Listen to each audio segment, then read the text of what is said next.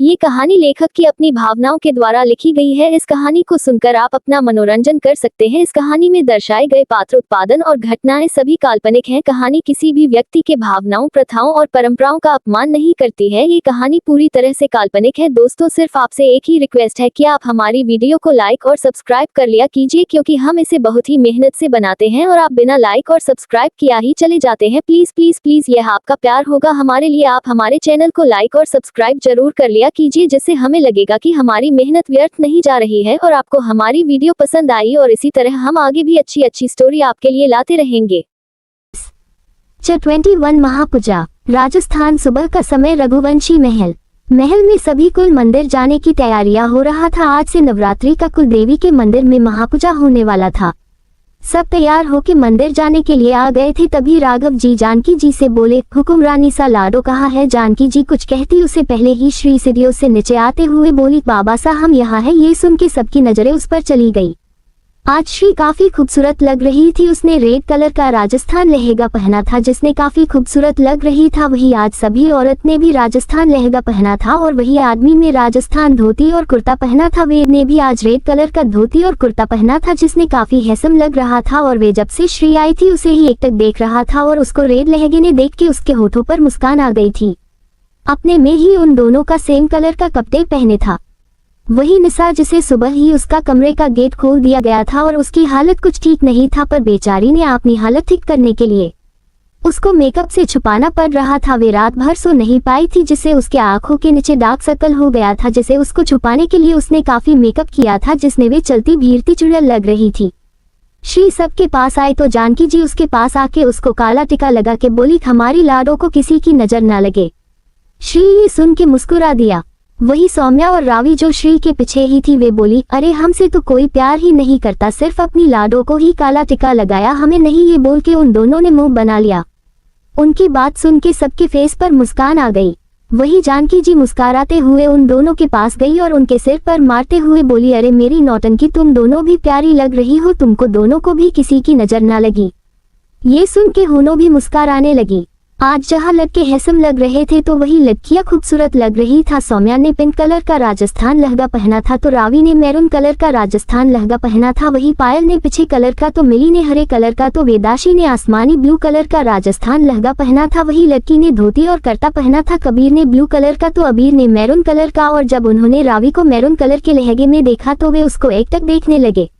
तभी रावी की नजर आके अबीर से मिली, तो वे भी उसको देखने लगी। और जब उसने देखा कि अबीर ने मैरून कलर का उसे मैचिंग कपड़े पहने हैं, तो उसके होठों पर मुस्कान आ गई।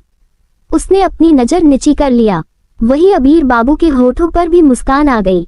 वही वेदाशी, जो जब से कबीर को देखा था तब से उसको पंसद करने लगी थी, वे भी कबीर को बड़े प्यार से देख रही थी। वही कबीर जब अपने उम्र किसी की नजर महसूस हुई तो उसने उस तरफ देखा, तो वेदाशी से उसकी नजर मिली, पर कबीर ने तुरंत अपनी नजर उस पर से हटा लिया। वही वेदाशी की आंखों ने ये देख के उसको बुरा लगा। उसकी अपने आंखों ने नमी आ गई। वही वंश ने व्हाइट कलर का पहना था, तो शिवास ने रेल और व्हाइट पहना था, तो पार्थ ने हरे और व्हाइट कलर का पहना था, तो सार्थक और अर्थ ने, एक ने पर्पल कलर का तो एक ने आसमानी कलर का पहना था। तो वही श्री के दोनों दोस्तों ने भी धोती और कुर्ता पहना था। सिद्धांत ने ऑरेंज कलर का, तो करण ने हल्के नीले कलर का पहना था। सभी लड़के हैंडसम लग रहे थे। वही सभी को राघव जी की आवाज सुनाई देती है, जो सबको चलने को कह रहे थे। सब ने हाँ बोल के महल से बाहर निकल गए और अपनी अपनी गाड़ियों ने बैठ के कुल मंदिर के लिए निकल गई। उनके आगे पीछे उनकी सुरक्षा के लिए उनके गार्डर की गाड़ियां उनकी सुरक्षा की चल रही थी। 1 घंटे बाद सबकी गाड़ियां आके कुल देवी के मंदिर के पास रुकी। सब अपनी गाड़ी से निकले और मंदिर की सीढ़ियां चढ़ने लगे।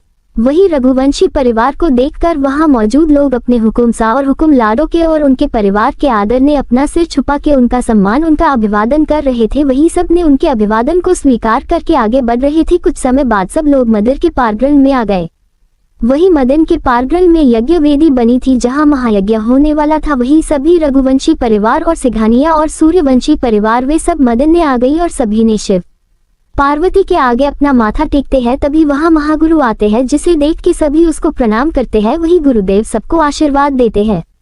गुरुदेव आप सबका कल्याण हो। फिर गुरुदेव राघव जी की तरफ देख आगे बोले, हुकुम साहब हमें महापूजा आरंभ करने का समय हो गया है। जिसे सुन के राघव जी बोले, जी गुरुदेव जैसा आप कहे। फिर गुरुदेव ने श्री की तरफ देख बोले, लाडो हुकुम आपको ये घड़े देख रही है ना, आपको इस घड़े ने उस जलकुंड से शिव पार्वती प्रतिमा को 108 घड़ों से जल से स्नान करना है। उसके बाद आपको दुर्गा माँ का प्रतिमा जो 9 दिन के लिए स्थापना किया जाएगा उसकी भी आपको जल से स्नान कराना है। फिर शिव पार्वती जी का सिगार करना है और दुर्गा माँ की भी सिगार करना है। उसके बाद यज्ञ वेदी का पूजा करके आपको इस यज्ञ में बैठेगी और एक बार अगर आप यज्ञ में बैठ गई तो आप शाम से पहले नहीं उठेगी। 22 महापूजा 2 निशा की चाल वेद और श्री कुलदेवी मंदिर। श्री गुरुदेव के कहे अनुसार कलश को लेके जलकुंड से जल भर के मंदिर में आती है और शिव पार्वती जी को अभिषेक करने लगती है। वही गुरुदेव और पुजारी जी मंत्र उच्चारण कर रहे थे, वही सब लोग अपने हाथ को जोड़कर एक तरफ खड़े थे। वही श्री एक करके कलश भर के जल के शिव पार्वती जी का अभिषेक कर रही थी। वही निशा जो सबको साथ खड़े होके देख रही थी, वे अपने मन में बोलती है, निशा तुम बहुत खुश हो के ये पूजा कर रही हो ना, पर मैं तुमको खुश नहीं होने देगी। अब देखो मैं क्या करती हूँ, तुमने मुझे कमरे में बंद करके बिना खाए पिए रखा था ना, ये पूजा मैं पूरा तो नहीं होने दूंगी। फिर उसने सबकी तफर देखा तो सब पूजा ने बिजी थे, उसने बिना किसी के नजरों ने आए वहां से चली गई। वही श्री 108 कलश भर के शिव पार्वती जी का अभिषेक कर लिया, पर फिर भी उसके चेहरे पर थकावट नहीं था। अभी भी उसको 108 कलश भर के दुर्गा माँ की प्रतिमा का अभिषेक करना था। वे पूरी श्रद्धा से पूजा कर रही थी। वही निशा सबसे बचते हुए उस जलकुंड के पास आ गई। उसने अपने पास से कुछ निकला, कुंड के रास्ते पर गिरने लगी, फिर आसपास देख के वहां से चली गई। वही उसको ये करते हुए वेद ने देख लिया था। उसने गुस्से निशा को देख के उसकी तरफ बढ़ गया। तभी उसकी नजर श्री पर गई जो कलश भर के कुंड के सीढ़ियों से ऊपर आ रही थी। ये देख के और उस चीज को देख जो निशा ने वहां गिराया था, वेद श्री की तरफ भागा। वही श्री ने जैसे ही निशा के गिराए चीज पर श्री अपने पैर रखती है, उससे पहले वहां उसके पैरों के नीचे किसी का हाथ आ जाता है। वही वे हाथ वेद का था। वही श्री को जब लगा कि उसने अपने पैर जमीन पर नहीं किसी के हाथ पर है तो उसकी नजर उस पर चली जाती है जहाँ उसको वेद देखता है, और उसकी नजर जमीन पर जाती है जहाँ उसको छोटे छोटे कांच के टुकड़े दिखाई देते हैं। ये देख के श्री अपने पैरों को पीछे खींच लेती है और वेद के उस हाथ को देखती है जहां से खून रिस रहा था। वेद के हाथ में वे कांच के टुकड़े चुभ गए थे। श्री वेद को बिना भाव के देख बोली, मिस्टर सूर्यवंशी आपको ये करने की जरूरत नहीं था, अगर हम चोट लगती तो लग जाने दे। मैं इतनी कमजोर नहीं कि मुझे इन छोटी मोटी चोटों से मुझे फर्क नहीं पड़ता। उसकी बात पर वेद बोला, तुमको फर्क नहीं पड़ता है पर मुझे तुम्हारी चोट से बहुत फर्क पड़ता है। वही वेद ये बात सुनकर श्री उसको हैरान होकर देखने लगी। वही श्री को हैरान देख के वेद ने श्री से बोला, तुम अपनी पूजा पर ध्यान दो और कुछ सोचने की जरूरत नहीं है। ये बोल के अपने हाथों से ही उस कांच को हटाने लगा जिससे श्री को चोट न लगे। वही श्री एक नजर देख के आगे बढ़ने लगी। वेद ने ध्यान से कांच को श्री के रास्ते हटा दिया। वही श्री जल का कलश को लिए मदन की तरफ चल गई। उस जाते समय एक बार पीछे मुड़ के वेद को देखा जो उसको ही देख रहा था। ये देख के श्री तुरंत आगे मुड़ गई और मंदिर ने चली गई। वही श्री के जाते ही वेद के फेस पर जो मुस्कान थी वे चली गई और उसकी जगह गुस्से ने ले लिया। उसने गुस्से ने ही बोला, निशा ये तुमने ठीक नहीं किया। एक बार फिर से तू मेरी चेहरे को दर्द देने जा रही थी, पर तुमको नहीं पता कि कोई भी मुसीबत मेरी चेहरे ऊपर आने से पहले मुझसे गुजरना पड़ेगा। अब मैं अपनी चेहरे के सामने एक ढाल की तरह खड़ा हूँ, कोई भी दर्द तकलीफ उस तक नहीं पहुँचगी। और तुमने जो दर्द मेरी चेहरे को देना चाहा है उसका तुमको उसका दोगुना भुगतान करना पड़ेगा। वही निशा जो खुश हो रही कि उसके जो चाल लगी है उससे श्री का ये पूजा पूरा नहीं कर पाएगी, पर उसकी खुशी कुछ पल का था जब उसने श्री के जल का कलश लाते हुए हैरान हो गई कि श्री बिना किसी परेशानी के जल का कलश लेकर आ रही थी। वे सोचने लगी कि उसने खुद रास्ते में कांच के टुकड़े डाला था तो श्री को वह कांच के टुकड़े चुभे कि नहीं। वे जल्दी से वहां गई जहां उसने कांच डाला था। उसने देखा तो उस जगह पर वे कांच नहीं था। ये देख के निशा गुस्से पागल हो गई। उसने गुस्से बोली, श्री तुम मेरी इस चाल से भले ही बच गई, पर अगली बार नहीं बचोगी। मैं ये पूजा तो खराब करके रहूंगी और इसी हवन कुंड में तुम्हारी खुशियों को शोहा करूंगी, जिसे तुम्हारी खुशियां जल के राख करगी। ये बोल के गुस्से चली गई। वही श्री ने अभिषेक पूरा कर लिया था। अब वे शिव पार्वती जी का और दुर्गा जी का सिगार करती है, फिर गुरुदेव पूजा करवा के हवन कुंड का पूजा करवा के हवन का आरंभ करते हैं। श्री के पास बैठ जाती है, फिर हवन में आहुति देने लगती है। वही रघुवंशी परिवार और सिंघानिया परिवार, सूर्यवंशी परिवार सब आस पास बैठ जाते हैं। वही श्री हवन में बैठ के वे एकटक हवन कुंड के जलते अग्नि को देख रही थी। राघव जी अपनी लाडो को हवन करते देख रहे थे और अपने मन में बोले, ही महादेव अपने हमें हमारी लाडो को हमारी जिंदगी में लाके जो हम पर बहुत बड़ा उपकार किया। लाडो हमारी जान है, सब आपसे इतनी विनती है, हमारी लाडो को हमेशा खुश रहे, यही आपसे प्रार्थना है। 23 महापूजा -3। शाम का समय राजस्थान कुल देवी मंदिर।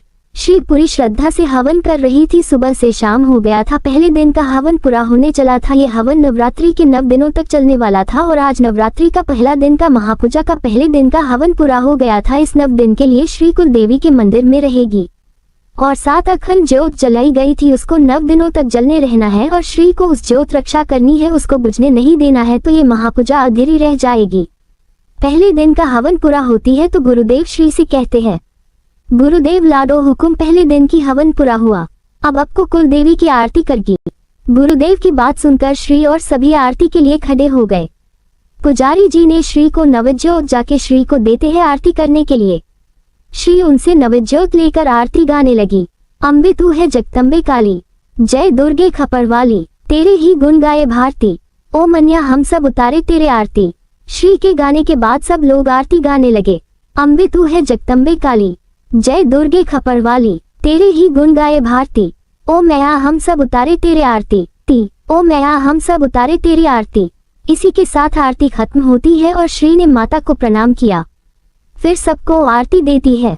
आरती देने के बाद नवज्योत को रख देती है, फिर माता के चरणों के अपने सिर रख के प्रणाम करती है। तभी गुरुदेव श्री से कहते हैं, गुरुदेव लाडो हुकुम, आज का तो हवन बिना किसी रुकावट के हो गया, अब आपको ऐसे ही बिना किसी रुकावट के इन बचे हवन को पूरा करना है और आपको इस अखंड ज्योत को जब तक ये पूजा पूरी नहीं हो जाती है आपको इसे बुझने नहीं देना है, इसलिए आप इस मदिन में रहेगी जब तक ये पूजा नहीं हो जाती है।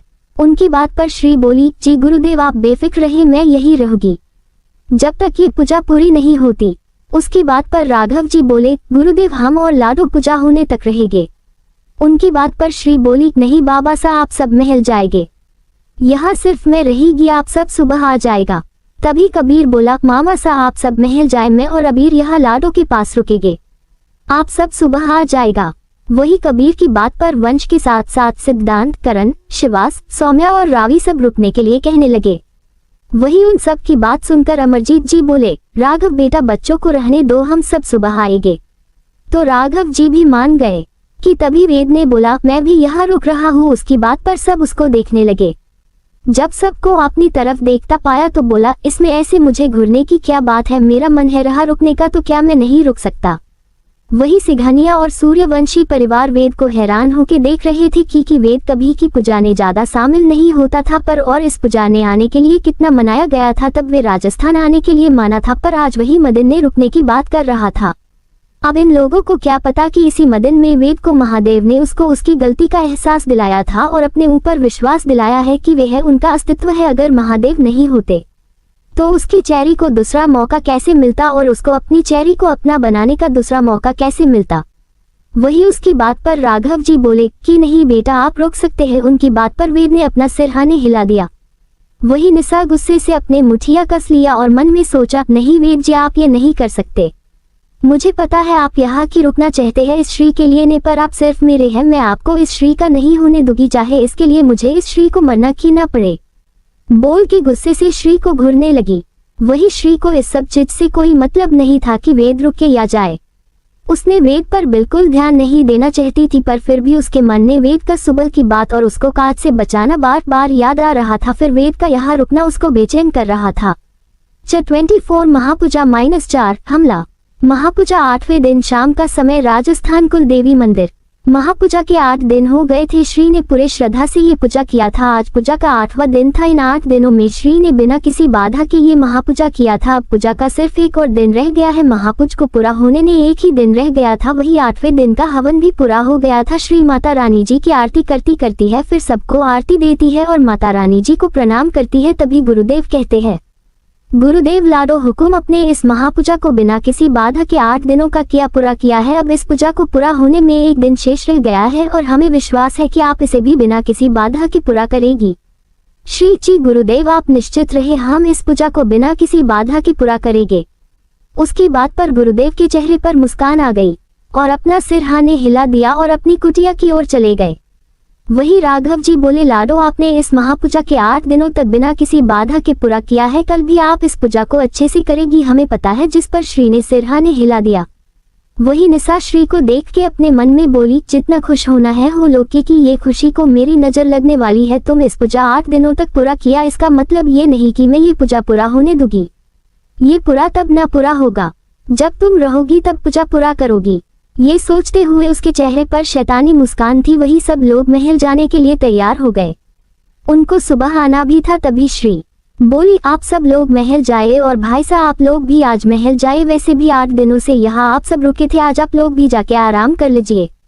मैं यहाँ अकेली थोड़ी हूँ, यहाँ मेरे साथ हमारी माता रानी है और ग्राहक तो है ही, और हम आज यहाँ अकेले रहना चाहते। तो कबीर कहता है, कबीर पर लाडो, हम आपको ऐसे कैसे अकेले यहाँ मंदिर में छोड़ दे। शाम होने के बाद यहाँ सिर्फ आप ही अकेली रह जाएगी, क्योंकि अगर हम सब चले गए और गुरुदेव भी अपनी कुटिया में रहेंगे, आपका अकेले यहाँ रहना ठीक नहीं है। वैसे भी हमारे दुश्मन कम नहीं ही, अगर आपको अकेले देख के हमला कर दिया तो इसलिए हमने से किसी को अपने पास रुकने दो।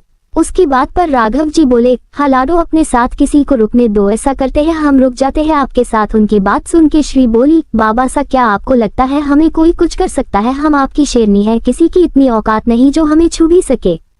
हमारे साथ कुछ करने की तो बहुत दूर की बात है। हम अपनी रक्षा कर सकते हैं, क्या आपको हम पर भरोसा नहीं है? राघव जी, ऐसी बात नहीं है लाडो, हमें तो आप पर खुद से ज्यादा भरोसा है। आप तो हमारी इस राजस्थान की शेरनी है जिसे कोई नहीं हरा सकता। ठीक है, अगर आप यही चाहती है तो ठीक है, आप जैसा चाहती है हम वही करेंगे। वही उनकी बात पर श्री के फेस पर मुस्कान आ गई। वही रघुवंशी परिवार को पता था कि श्री अपनी रक्षा कर सकती है। यही नहीं, वे तो अपने साथ अकेले ही सबकी रक्षा करने में सक्षम है। वही सिघानिया और सूर्यवंशी परिवार को श्री को अकेले यहाँ रहना ठीक नहीं लग रहा था। उनको लग रहा था कि राघव जी श्री को यहाँ अकेले रहने को छोड़कर गलत कर रहे हैं। वही निशा तो खुश हो रही थी कि उसका जो प्लान था श्री के साथ, जो वे करना चाहती थी श्री के अकेले रहने से और भी आसानी से कर सकती है। वही वेद कैसे अपनी चेरी को अकेले रहने दे सकता था, पर उसने किसी से कुछ नहीं कहा। वे बिना किसी को बताए ही श्री के आसपास रहने का सोच लिया था। वही सब महल के लिए निकल गए, पर वेद ने उसने सबसे किसी काम का बहाना बना के हम ना जाके दूसरी तरफ चला गया। वही सबको लगा कि वेद को कोई काम होगा, इसलिए जाने दिया और सब महल के लिए निकल गए। वही वेद ने अपनी गाड़ी मंदिर के कुछ दूर ले जा कुछ अपनी गाड़ी रोक दिया और अपनी गाड़ी ने बैठ के मंदिर को और देखने लगा। अब अंधेरा होने को चला था। वेद ने भी अंधेरा होने का इंतजार कर रहा था ताकि वे दोबारा मदन जा सके और श्री की बिना पता चले वे उसके साथ रह सके। वही सबके जाने के बाद श्री भी मदन ने शिव और पार्वती जी प्रतिमा के सामने बैठ के उनकी ओर एकटक देखने लगी। उसको यहाँ एक सुकून का एहसास हो रहा था। उनकी ओर देखते हुए उसने कितने समय निकल दिया उसको पता ही नहीं चला। अब आसमान में घना अंधेरा हो गया था। वही मदन ने श्री अभी भी शिव और पार्वती जी की प्रतिमा को देखने में बिजी थी। तभी उसको कुछ कदमों की आवाज सुनाई देती है, जिसे सुन के श्री तुरंत समाधान हो जाती है। वो मदन की सीढ़ियों से 15 से 20 नकाबपोश आदमी मदन के पारग्रंथ की तरह बढ़ रहे थी। वही श्री तुरंत एक तरफ झुक गई और उस तरफ देखने लगी कि कितने लोग हैं जो उस पर हमला करने आए हैं। उसने देखा कि 20 से 15 लोग हैं और उन सब के हाथों में हथियार है। किसी ने तलवार लिया है तो किसी ने अपने हाथ में लोहे का चैन लिया था। चल 25 हमला -2 वेद का श्री से शादी करना। अब तक कर श्री पर हमला करने कुछ नकाबपोश लोग मंदिर में आते हैं। अब आगे सभी नकाबपोश आदमी मंदिर में पहुंच गए और श्री को देखने लगे।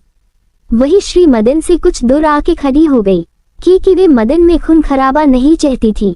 उसने वहीं से ही उस सब को देख बोली, मुझे ढूंढ रहे हो तो तुम सबकी मौत यहाँ खड़ी है। वही वे नकाबपोश ने उस आवाज सुन के उस तरफ देख जहाँ श्री बेखौफ खड़ी थी। उसे देख के नहीं लग रहा था कि वे सभी नकाबपोश लोगों में अकेले खड़ी है। वही वे सभी नकाबपोश लोग श्री को देख के उसकी तरफ भाग और आके उसको उसके सामने खड़े हो गए। उसने के उन नकाबपोश में से एक श्री को देख बोले, लाडो हुकुम, आज तुझको तेरे ही सियासत में मार के तुझे दफन करने आए हैं। आज कोई कभी तेरे को नहीं बचा पाएगा। वही श्री उस नकाबपोश की बात सुनकर जोर जोर से हंसने लगी। उसकी हंसी कोई मामूली हंसी नहीं लग रही थी। उसकी हंसी किसी के भी अंदर डरने के लिए काफी था। वही उसकी हंसी से तो वे नकाबपोश के अंदर भी एक डर की लहर उमड़ पड़ा।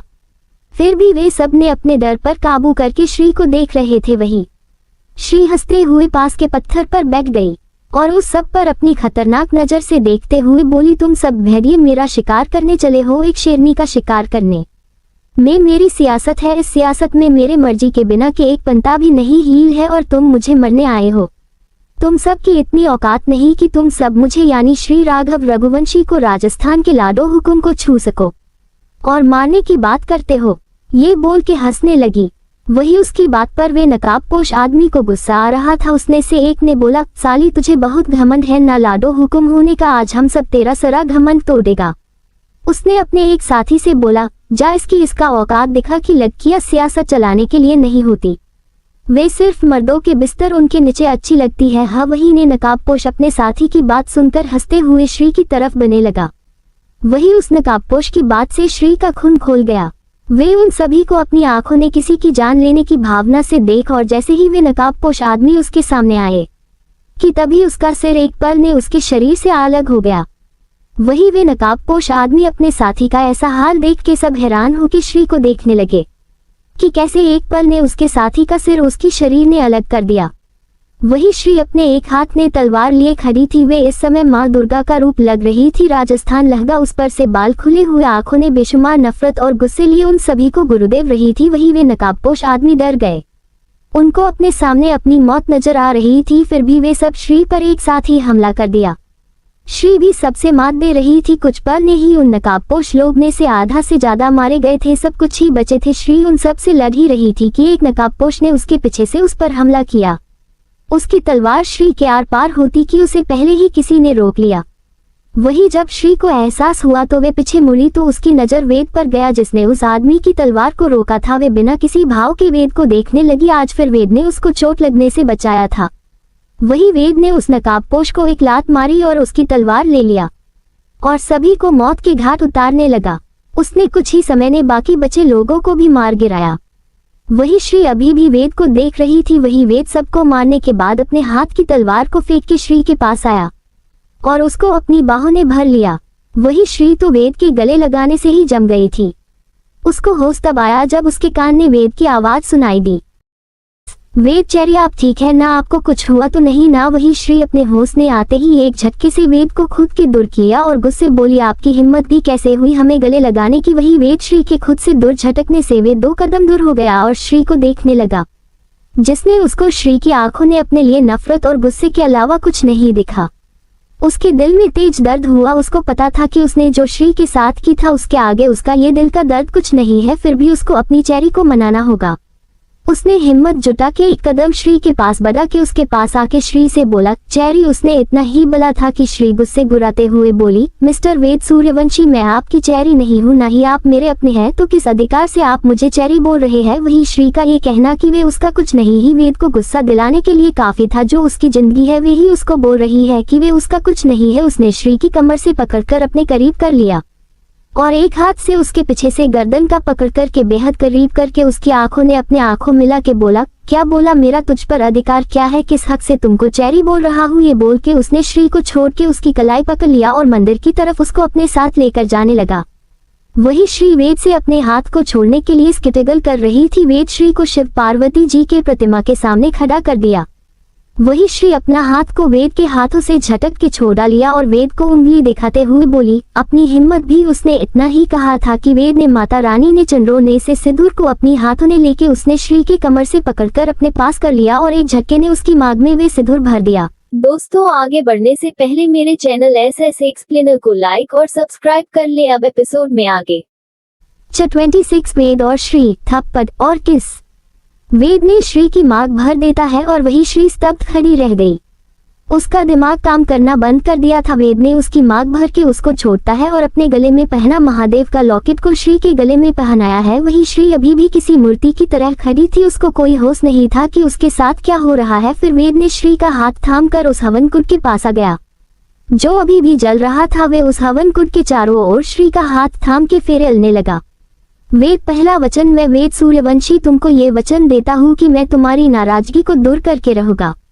दूसरा वचन, मैं तुमको जितने की रदद दिए है उस हर एक दर्द की दवा भी मैं बनूंगा। तीसरा वचन, मैं तुमको नफरत करने की वजह दिया है तो मैं ही तुमको फिर से मोहब्बत करने की वजह भी मैं दूंगा।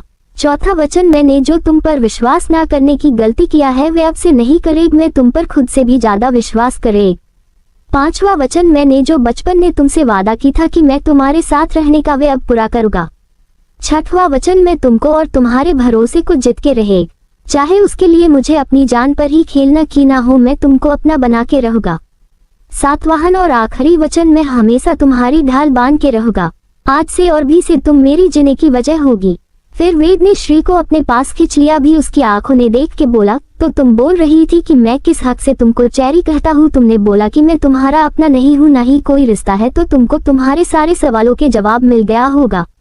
तो हमारा रिश्ता जन्मों जन्मों का है, मेरा और तुम्हारा भी वही रिश्ता है मुझसे जो एक औरत का एक आदमी से होता है। अब तुम मेरी पत्नी हो, मेरा अधागिनी हो, और मेरा भी वही अधिकार है जो एक पति का अपनी पत्नी का होता है। और तुम पर, तुम्हारी रूह पर, तुम्हारी जिस्म पर, तुम्हारे दिल की धड़कन के एक एक धड़कन पर, तुम्हारे सांसों पर, तुम्हारे जीवन पर सिर्फ मेरा अधिकार है। और तुम सिर्फ मेरी हो, सिर्फ और सिर्फ मेरी हो। मिसेज श्री वेद सूर्यवंशी। वही जो कि श्री की बात सुनकर के वे अपने होश में आ गई थी और उसको सब याद आने लगा जो अभी वेद ने किया था, उसे शादी करना या उससे ये कहना कि वे सिर्फ उसकी है। उसकी आंखों ने बेशुमार गुस्सा भर गया। उसने एक झटके से वेद को खुद से दूर किया और एक झनाटेदार थप्पड़ वेद को दे मारा।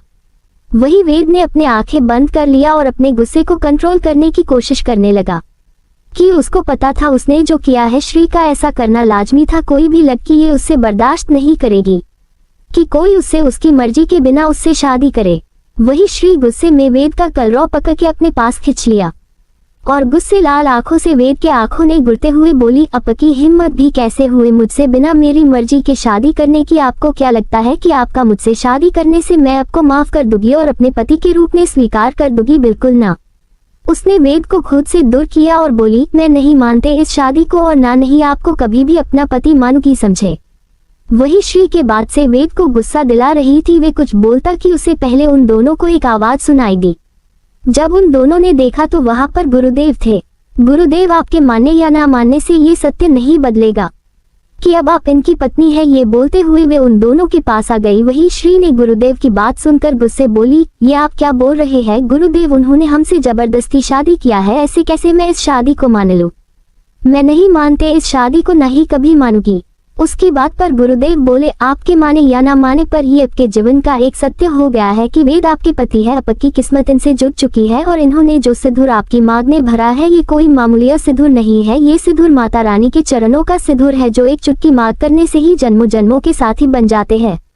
और जिस हवन कुंड का आपके फेरे हुए हैं वे महापूजा का के हवन कुंड के फेरे लिए है। तो आप दोनों को जन्म जन्मांतर के लिए एक दूसरे से बांध दिया है। कोई चाहिए भी आप दोनों को जुदा नहीं कर सकता और ही आपके महादेव की भी मर्जी होगी, इसीलिए इनसे आपकी शादी हुई है। बिना महादेव की मर्जी के कुछ नहीं होता है, इसलिए सोच समझ के कोई फैसला लेना और गुस्से में लिया फैसला कभी भी ठीक नहीं होता।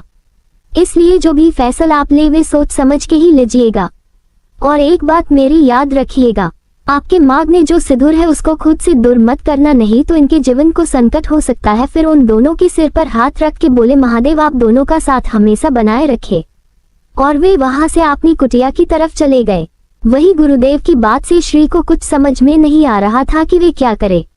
वे इस शादी को भी मान नहीं सकती और अगर वे सिंदूर को खुद से दूर किया तो वेद को कुछ भी हो सकता है। वे अपने आप से ही लड़ाई करने लगी थी। वही वे जो श्री को देख रहा था उसने बोला, जब तक तुम हमारी शादी को मान नहीं लेती तब तक मैं किसी से कुछ नहीं कहूंगा और तुम्हारे पास ज्यादा समय नहीं है, हमारी शादी को मानना ही होगा। मैं तुमको 2 महीने का समय देता हूँ, नहीं तो मैं खुद सबके सामने तुमको अपनी पत्नी को उठाकर ले जाऊंगा। और अब से लड़की से दूर रहना कि मुझे पसंद नहीं कोई भी लड़का तुम्हारे पास आए। ये बोलते हुए वे श्री के बेहद करीब आ गया था। वही श्री वेद को गुस्से देख रही थी कि तभी वेद आगे बढ़ के श्री के गालों को चुम लिया। वही उसके ये करने से श्री अपने जगह ही जम गई। जब उसको होश में आई तो अपने आसपास देखा तो वेद वहां नहीं था। ये देख के श्री चिल्लाते हुए बोली, I will kill you mister Ved Suryavanshi. 27 Shree की दर्द और उसका रोना।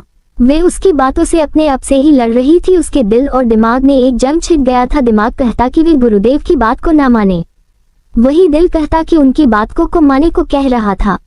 वे आके शिव पार्वती जी की प्रतिमा के आगे आके बोली कि महादेव की जब मैं उनसे प्यार किया तो उन्होंने क्या दिया, मौत, और जब मैं उनसे नफरत करती हूँ तो कि वे मेरे करीब आ रहे हैं कि महादेव की। ये बोलते हुए वही बेजान होके गौट पड़ी और वही मदन के अफस पर लेट के अपने आप को खुद ने समेट लिया और वही फुट फुट के रोने लगी। वही वेद जो श्री से कुछ दूर पर जा छिप गया था पर वे उसको छोड़कर नहीं गया था। वे श्री को कुछ समय के लिए अकेला छोड़ था ताकि श्री उसके और अपने बारे में तो कुछ सोच पाए, पर उससे इतना भी दूर नहीं गया था कि वे उसकी बातें सुन ना सके। उसको श्री की बात अच्छे से सुनाई दे रही। उसकी बात सुनकर और उसके रोने से वेद के दिल में दर्द हो रहा था। वेद ने अपनी आंखों को जोर से बंद कर लिया। श्री का रोना वेद से बर्दाश्त नहीं हो रहा था। वे चाहता था कि वे श्री के अपने बाहों में भर के उसको शांत कराए और उससे कहे कि उसने जो उसके साथ उसने किया था वे इस बार नहीं करेगा।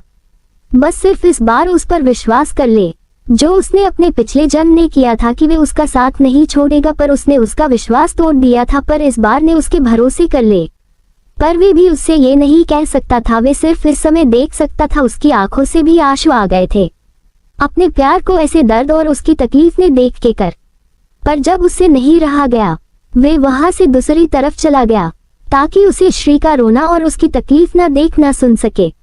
वही श्री रोते रोते अब उसका रोना हिचकियों ने बदल गया था। वे अब एकटक शिव पार्वती जी को देखने लगी और उनको देखते हुए ही उसकी आंखें भरी होने लगी और कुछ देर बाद वही सो गई। उसके सो जाने कुछ समय बाद वहां वेद आ गया और श्री के पास आके अपने घुटनों पर बैठ गया। श्री को सिर पर हाथ फेरते हुए उसको देखने लगा। श्री का फेस रोने से लाल हो गया था। फिर उसने होले से श्री को अपनी बाहों में उठा लिया और मंदिर के पीछे बने कमरे की तरफ चल दिया। कमरे में आके उसको बिस्तर पर सुला दिया।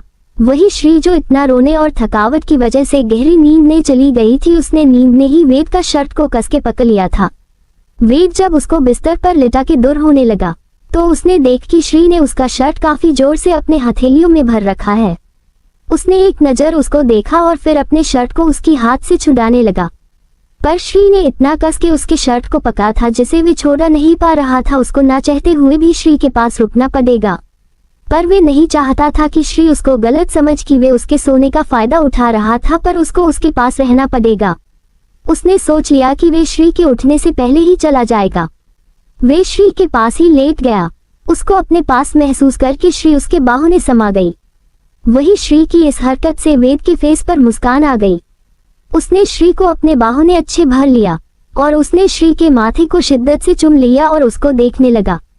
उसको देखते हुए धीरे से बोला, सॉरी चेरी, मुझे पता है जो आपके साथ मैंने किया था उसको भूलना बहुत मुश्किल है। जो प्यार तुमने मुझसे चाहा था पर मैंने भी प्यार नहीं दिया था, वे प्यार मैं इस बार दूंगा।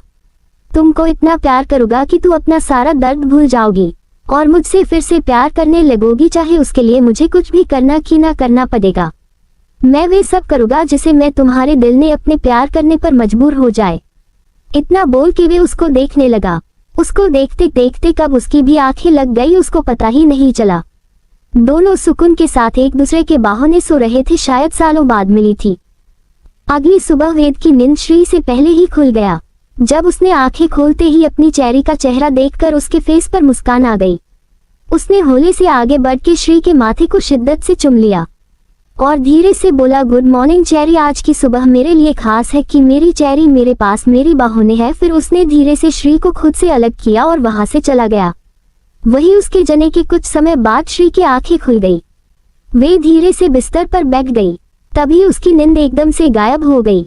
वे हैरान होकर देखने लगी कि जहां तक उसको याद था वे मंदिर के ऑफिस पर ही रोते हुए ही सो गई थी, भी यहाँ ऐसे आई।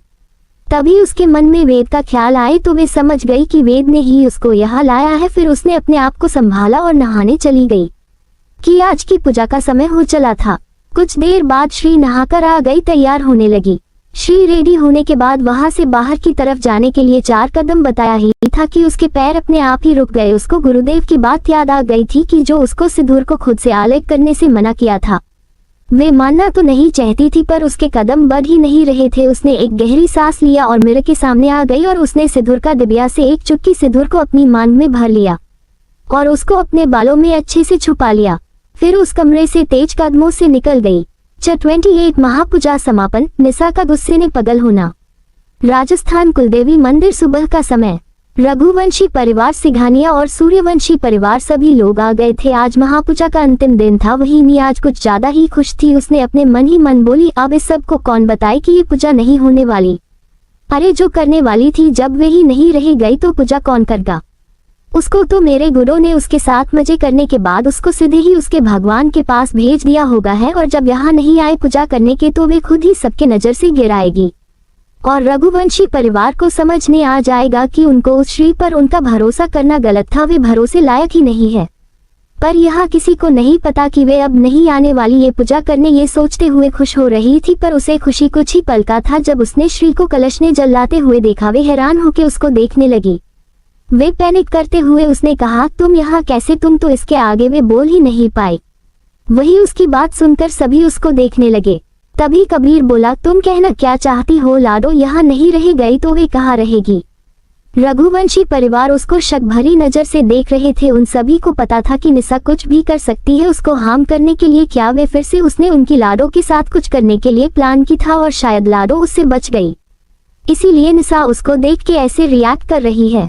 और वही सिंघानिया और सूर्यवंशी परिवार को कुछ समझने नहीं आ रहा था कि निशा ऐसे की रिएक्ट कर रही है। तो वही वेद को समझने आ गया कि जरूर उन नकाबपोश लोग को निशा ने ही भेजा होगा, इसीलिए श्री को देख के हैरान हो रही है। उसको ये समझते ही उसकी हाथों की मुठ्ठा कस गई।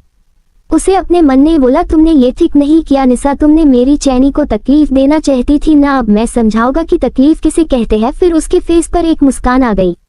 उसने अपने मन ही मन में बोला, वैसे मुझे तुमको धन्यवाद करना चाहिए। तुम्हारे इस चाल से मैं और मेरी चेरी एक हो गए, हमारी किस्मत एक हो गया और मुझ मेरी चेरी के पास रहने का एक रीजन मिल गया। ये सोच के वे श्री की तरफ देख के मुस्कुराने लगा। वही कबीर के ये पूछते ही कि श्री को यहाँ नहीं रहना चाहिए तो कहाँ रहना चाहिए, जिससे निशा हड़बड़ा गई और खुद को संभालते हुए बोली, नहीं नहीं, मेरे कहने का कोई गलत मतलब नहीं था। मैं सब इतना कह रही थी कि वे कहाँ रह गई थी, हम सभी को यहाँ आए इतना समय हो गया। उसकी बात पर राघव जी बोले, अभी भी समय है, पूजा शुरू होने ने तो लाडो को लेट नहीं हुआ है और हमारी लाडो अपने सभी जिम्मेदारी अच्छे से निभाती है। वही श्री भी निशा को देख के ही समझ गई थी कि वे नकाबपोश लोग को इसी ने भेजा था। उसने निशा को देख के एक मजाक भरी मुस्कान पास किया, जैसे निशा से कह रही हो कि तुम्हारे गुडे भी तुम्हारी तरह ही बेवकूफ थे। वही निशा में जब श्री को ऐसे मुस्कुराते देखा तो उसका खून खौल गया, वे गुस्से जलने लगी। तभी गुरुदेव की आवाज सुनाई दिया, जो श्री से पूजा को शुरू करने को कहते हैं। श्री ने सिर हिलाया, फिर वे शिव पार्वती और माता रानी का अभिषेक किया, फिर उनका सिगार किया और हवन पर बैठ गई और सभी भी लोग भी हवन में बैठ गए। सुबह से शाम हो गया और महापूजा की श्री ने अंतिम आहुति ढालते हुए महापूजा का महायज्ञ करके आरती करके पूजा का समापन किया। और पूजा के पूरा होते के बाद पूरे राजस्थान की जनता के लिए भंडारा का आयोजन था और गरीबों के लिए को कपड़े और अनाज बांटा जाएगा। रघुवंशी परिवार और सिंघानिया और सूर्यवंशी परिवार मदन के पारग्रल में आए, जहां भोजन और दान करना था।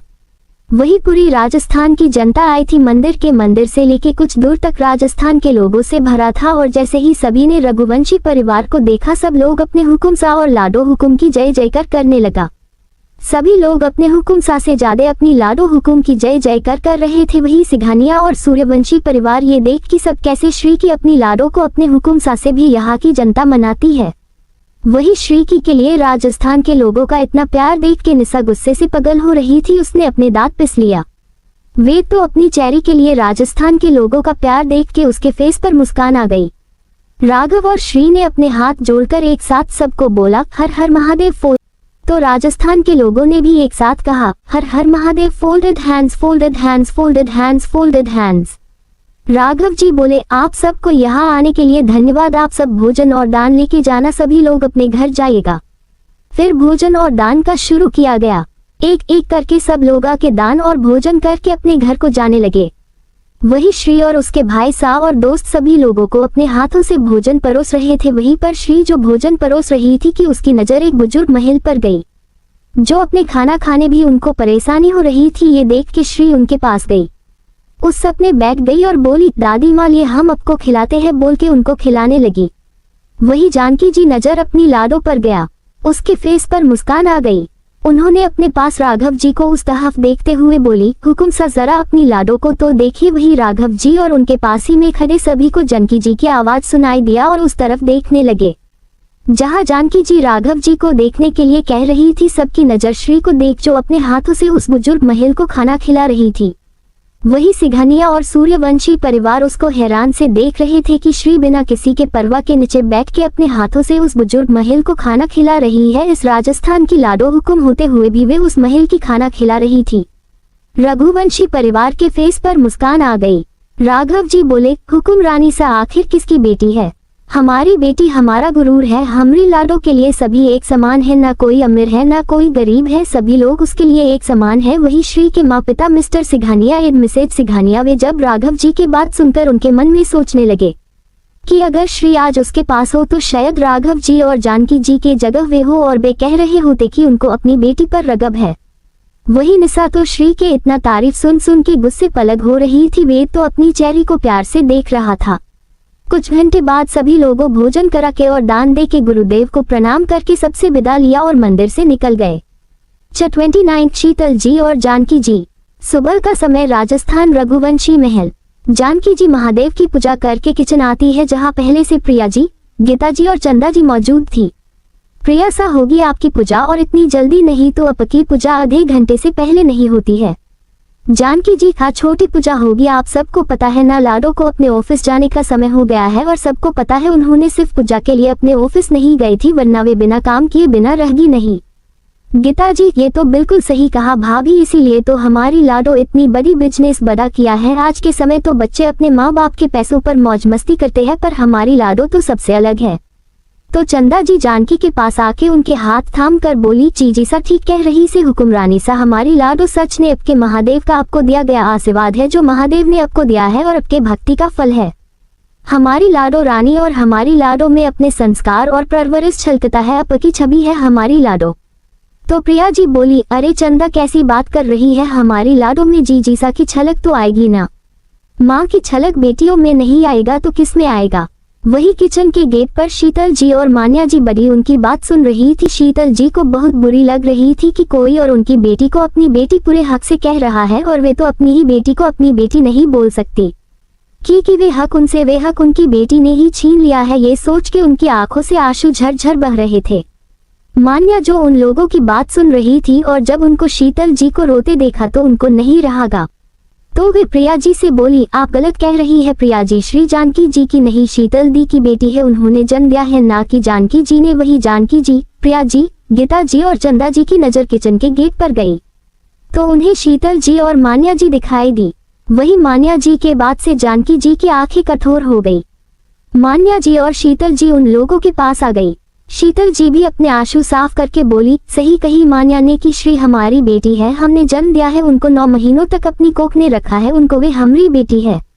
उनकी बात सुन के जानकी जी की आंखों ने गुस्सा उतर आया। वे गुराते हुए बोली, खबरदार, जो मेरी लाडो को अपनी बेटी बोला वे हमारी बेटी है, और इस राजस्थान की लाडो हुक्म है ना कि आपकी बेटी है। वे श्री सिघानिया नहीं, श्री राघव रघुवंशी है, हमरी और राघव जी की बेटी है वह, और इस महल की जान है। और क्या कहा आपने कि जन्म दिया है उसको, तो मैं आपको बता दूं, जन्म देने से कोई माँ नहीं बन जाता है। जैसे आप नहीं बन पाए मेरी लाडो की माँ, बनने के लिए बच्चे को माँ प्यार देना पड़ता है। जब बच्चा डर जाए तो उसको माँ को उसको अपनी बाहों में भर के प्यार करना चाहिए।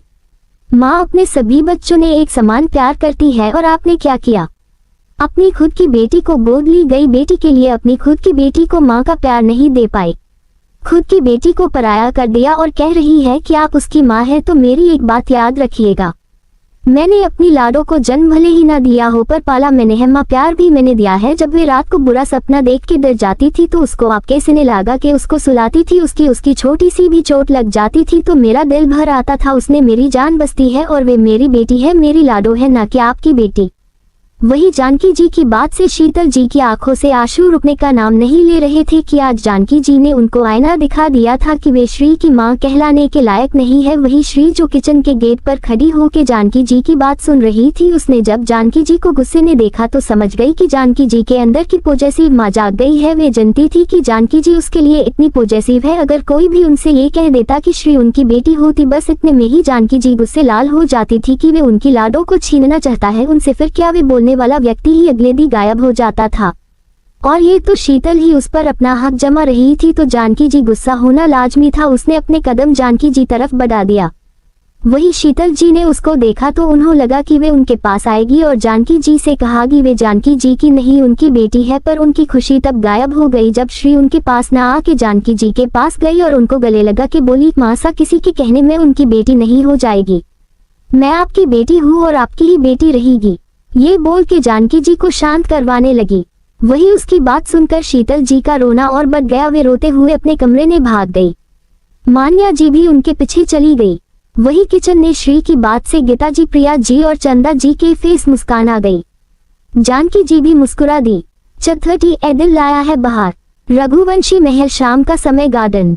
सभी लोग गार्डन में मौजूद थे, जहां अमरजीत जी, सत्यजीत जी और राजीव जी आपस में बात कर रहे थे, तो सुमित्रा जी, रमा जी और कविता जी आपस में बात करके हंस रही थी। और वही सिघानिया और सूर्यवंशी परिवार के बड़े एक साथ बैठे थे। वही निशा, मिली, पायल, देवाशी, अर्थ और सामर्थ, पार्थ एक साथ बैठे और वेद अपने फोन से बात कर रहा था, पर उसकी नजर श्री पर थी, जो राघव जी, प्रीतम जी, सागर जी, अबीर, वंश, कबीर, शिवास, सौम्या, रावी और करण सिद्धांत के साथ बैठ के गेम खेल रहे थे और खुला खुला के हंस रही थी। वही जानकी जी, प्रिया जी, गीता जी और चंदा जी सबको चाय और स्नैक्स दे रही थी। श्री जो सबके साथ कैरम खेल रही थी और अपने बाबा सा, चाचा सा और फुफा सा भाई को और दोस्त को हरा रही थी। ये देख के उस सभी का मुंह बन जा रहा था। तो सागर जी बोले, अरे लाडो, हमें भी जीतने दीजिए, कब से आप ही जीत रही है। तो श्री हंसते हुए बोली, फुला सा, इसने हम क्या करे, आप सब हार रहे हैं तो और अच्छा खेलिए तो शायद आप सब जीत पाए। हंसने लगी। वही सबकी नजर ऊपर चली गई। तो प्रीतम जी बोले, आप कहना क्या चाहती है कि हम सबको खेलना नहीं आता है। और उसको गुर्न लगी, जिस पर श्री अपनी बतीसी दिखाते हुए बोली, तो इसमें कहने की क्या बात है, सच ही तो है, आप सबको खेलना नहीं आता। उसकी बात पर सब चिढ़ गए। फिर एक दूसरे को इशारा करने लगे कि उस सबको श्री को हराना है। फिर जैसे ही श्री ने गोटी को मारा, जो जाके रानी वाली गोटी पर लगती, पर उससे पहले राघव जी ने श्री दूसरी तरफ उसका फेस कर दिया। प्रीतम जी ने उस गोटी को वहां से हटा दिया, जैसे श्री की मरी गई गोटी अंदर चली गई और श्री आउट हो गई। ये खेत की सब हो गई। वही जब श्री ने देख जो सजम गई कि सभी ने मिलकर उसको उल्लू बनाया है, ये देख के उसने अपने मुंह फुला लिया और वहां से उठकर बोली, मुझे खेलना नहीं है, आप सब मिलकर मुझ मासूम के साथ चिटिक कर कहे हो। ये बोल के पैर पटकते हुए अमरजीत जी के पास आके उनके गोद में छोटे बच्चे की तरह बैठ के सबकी शिकायत करते हुए बोली, दादा सा देखो, सब आपकी मासूम लाडो के साथ चिटिक कर रहे हैं, हम इन लोग से बात नहीं करेंगे। वही सिघानिया और सूर्यवंशी परिवार एकटक श्री को देख रहा था, जो इस समय मासूम गुड़िया लग रही थी। वही निशा तो गुस्से से गुर रही थी और रघुवंशी परिवार के फेस पर मुस्कान थी। सब अपनी प्यारी लाडो को देख रहे थे। वही उसका मुंह फुला हुआ देखकर राघव जी और सभी उसके पास आ गई, उसको खड़ा किया और कान पकड़कर माफी मांगने लगे। पर श्री मुंह बनाकर अपना हाथ बांध के उनसे सबसे मुंह फेर लिया। तभी सबने एक दूसरे को देख के मुस्कुराने और श्री को गुदगुदी करने लगे, जिसे श्री खिलखिला के हंसने लगी। तो राघव जी श्री का फेस को अपने हाथ में भर लिया और गाने लगे। सबकी सब उसके गोल गोल घूमते हुए ताली बजाने लगे। ए दिल लाया है बहार, अपनों का प्यार, क्या कहना। जानकी जी उसके पास आते हुए गाया, मिले हम, छलक उठा, खुशी का खुमार, क्या कहना। प्रिया जी भी आते हुए गाया, खिले खिले चेहरों से आज, घर है मेरा गुलेल गुलजार, क्या कहना। फिर सभी रघुवंशी परिवार ने गाया, खिलखिले चेहरों से आज, घर है मेरा गुले गुलजार, क्या कहना। वही श्री के फेस पर मुस्कान आ गई। उसने अपने भाइयों और दोस्त के हाथ थाम के डांस करते हुए गाया, ए दिल लाया है बहार, अपनों का प्यार, क्या कहना। उसके भाइयों ने उसको गोद में उठाकर गोल गोल घूमने लगे। तो कबीर उसको अपनी गोद में लेते हुए गाया, मिले हम, छलक उठा, खुशी का खुमार, क्या कहना। राघव जी के पास श्री आ गई, उनकी पीठ पर चढ़कर गाने लगी, हम तुम ही मिलते हरे, महफिला यही सजती रहे। अबीर ने उनके पास आके गाया, बस प्यार की यही एक धुन हर सुबह शाम बजती रहे। सौम्या और रावी ने गाया, गले में महकता रहे प्यार भरी बाहों का हार, क्या कहना। फिर सभी ने एक साथ गाया, खिले खिले चेहरों से आज, घर है मेरा गुले गुलजार, क्या कहना। वही वेद के फेस पर मुस्कान थी अपनी चेहरे को खुश देखकर। तो वही सिघानिया और सूर्यवंशी परिवार का किसी की आंखों ने नमी थी, तो किसी की आंखों ने उदासी, तो किसी की आंखों ने गुस्सा और नफरत थी। जहां श्री के माँ बाप और भाई का आंखें नमी थी, तो और के आंखों ने उदासी, और वही निशा की आंखों ने श्री के लिए नफरत और गुस्से था। उसको श्री के लिए रघुवंशी परिवार का प्यार देख के गुस्से और नफरत की आग से जल रही थी। तो वही रघुवंशी परिवार अपनों के साथ खुशी से गाना गा रहे थे। सुमित्रा जी गुनगुनाया, हो हो हो हो हो हो हो हो हो हो। तो अमरजीत जी ने आगे गाया, ए दिल लाया है बहार, अपनों का प्यार, क्या कहना। तो गीता जी ने गाया, मिले हम, छलक उठा, खुशी का खुमार, क्या कहना। तो जानकी जी डांस करते हुए गाया, खिले खिले चेहरों से आज, घर है मेरा गुले गुलजार, क्या कहना। वही राघव जी जानकी जी बड़े प्यार से देखने लगे, जिसे देख के जानकी जी शर्मा गई। तो श्री और राघव उनके पास आके गाने लगे, खिले खिले चेहरों से आज, घर है मेरा गुले गुलजार, क्या कहना। फिर सभी एक साथ एक दूसरे के हाथ थाम कर गोल गोल डांस करने लगे। कहते हैं ना, जब भगवान हमरे को छीनते हैं तो उसका दुगुना देते हैं। जैसे श्री को दिया है, जहां उसके परिवार ने उसका साथ छोड़ दिया था वही उसको दूसरा परिवार दे दिया। जहां श्री सबकी जान है। Rebirth of dangerous Hukum Shah. Hello दोस्तों, आई होप कि यह स्टोरी आपको पसंद आई होगी। तो अगर आपको ये स्टोरी कंटिन्यू करनी है तो लिंक डिस्क्रिप्शन में दिया गया है, आप वहां से इस स्टोरी को आगे भी देख सकते हैं, क्योंकि आगे की स्टोरी अब आपको वहीं से प्राप्त होगा। और जाने से पहले मेरे चैनल SS एक्सप्लेनर को लाइक और सब्सक्राइब करना बिल्कुल नहीं भूलिएगा। मिलते हैं आपसे नेक्स्ट एपिसोड के साथ, तब तक के लिए बाय बाय।